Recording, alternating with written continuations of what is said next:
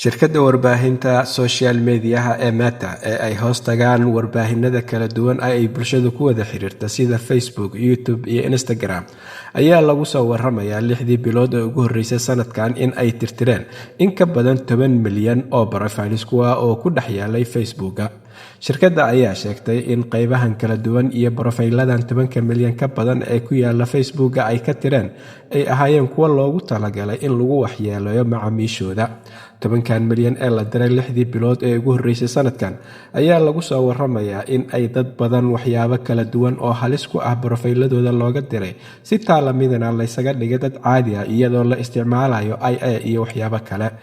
dhibaatada ugu weyn ayuu sheegay profesorka ku takhasusay arrimaha tiknoolajiyadda ee hay'adda warbaahinta tiknoolajiyadda dalka Denmark ee Input oo lagu magacaabo Torben Vexen ayaa ku waramayo in xaaladaha ay abuuri karaan kuwa isticmaalayo akawnada faylka ah in ay dhibaato u geysan karaan akawnada ay dadka caadiga ah leeyihiin.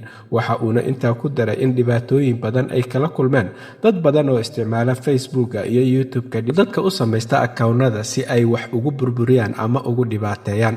tiradan ayaa ah tiro aad u badan maadaama 6 bilood gudahood lagu tiray in ka badan 10 milyan oo profiles kuwa oo loo samaystay in wax lagu qaribo gaar ahaan barta Facebook ay bulshadu ku wada xiriirto. waxaana ilaa iyo hadda lagu soo waramayaa in ay socoto tirtirida akawno aad u fara badan kuwa oo laga dhex samaysta Facebook si dadka isticmaala aaladaasi loogu dhibaateeyo.